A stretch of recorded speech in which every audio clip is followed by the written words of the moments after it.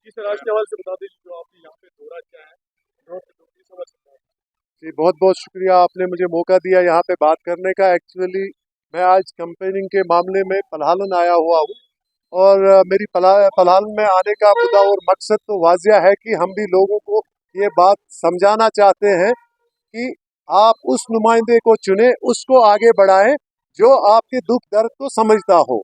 और मेरी कंपेनिंग जो है, आपको मालूम है पहले से, मेरी कंपेनिंग जो है, मैं अल्टरनेट पॉलिटिक्स करता हूँ और मेरी कंपेनिंग भी एक अल्टरनेट कंपेनिंग है। मैं हमेशा कोशिश करता हूँ कि डोर टू डोर जाके लोगों की काउंसलिंग करूँ, उनको समझाऊँ, उनका जो है सियासी शऊर उसको बेदार करूँ। तो मेरी कंपेनिंग का मामला जो रहता है हमेशा ऐसा ही रहता है। मैं ढोल नगारे में विश्वास नहीं करता हूँ। सर, आज आप सलालन की बस्ती में आए हो, आपका फोकस हमेशा नौजवान के ऊपर रहता है।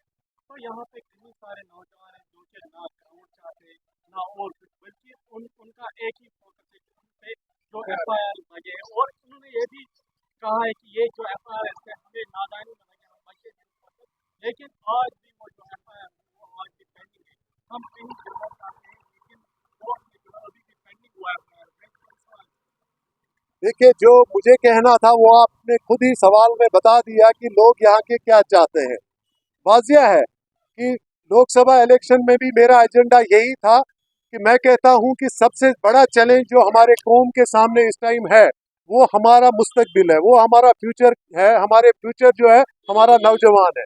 और हमारा जो ये नौजवान है, ये एक दो या चार नहीं है, ये लाखों की तादाद में है। और ये लाखों की तादाद जो है ये हाफ ऑफ द पॉपुलेशन है। और जब हाफ ऑफ द पॉपुलेशन कहीं पे इन सारे मामलात में फंसी रहेगी, इनके जहन जो स्ट्रेस में रहेंगे, इन पे जो डिप्रेशन रहेगा, तो कहाँ से मुमकिन है कि पीस, प्रोग्रेस और प्रॉस्पेरिटी की हम बात करें। रही बात पलालन की, मैंने पलालन वालों से उस टाइम भी गुजारिश की थी, आज भी मैं नौजवानों और आवाम से यहाँ पे बिलखुसूस गुजारिश करता हूँ कि आप उस नुमाइंदे को आगे चुने जो आपका दुख दर्द समझ सकता हो। मैं उस घर से ताल्लुक रखता हूँ जहाँ मैंने बचपन से लेके आज तक ये सारे जख्म जो यहाँ अलग अलग लोगों के लगे हैं, मेरे सीने में ये सारे जख्म एक साथ लगे हुए हैं। मेरे घर में भी मेरा भाई मारा गया है, मेरा भाई भी आज तिहाड़ में 9 साल से बंद है। मेरे भी मतलब चाचा और चाची जो है उनको शहीद किया गया था। ये सारे दुख दर्द जो है ये मेरे सीने में भी है। हमारा भी एक मामा जी आज तक लापता है। तो इसीलिए मैं इन लोगों का दर्द समझता हूँ जो दूसरे सियासतदान नहीं समझ सकते। दूसरे सियासतदानों की जो सियासत है वो कुर्सी के लिए लड़ाई है, वो इक्तदार के लिए लड़ाई है। लेकिन मेरी लड़ाई जो है, मेरी लड़ाई मुस्तकबिल की लड़ाई है। और मैं चाहता हूँ कि मुस्तकबिल में खासकर पलालन को लेके, अपनी कॉन्स्टिट्यूंसी को लेके एक ऐसी पॉलिसी हम तरतीब दें जो पूरे जम्मू कश्मीर के अवाम को राहत पहुंचाने में हम कामयाब हो जाएंगे उस पॉलिसी के जरिए। इसीलिए मेरी हमेशा से यही गुजारिश है यहाँ के नौजवानों से कि जिसको भी आप नुमाइंदा चुनते हो, सोच समझ के चुनो, उसके एजेंडा को देखो। पहले भी हमने एक डायरेक्शन दे दी कि हमारा जी ये मामला है कि इंजीनियर रशीद को रिहा करो, लेकिन मैंने उस टाइम भी कहा था एक इंजीनियर रशीद वहाँ बंद नहीं है, वहाँ लाखों लोग जो है, हजारों लोग बंद है, लाखों लोग हमारे जो है उन पे के सरों पे एफआईआर है।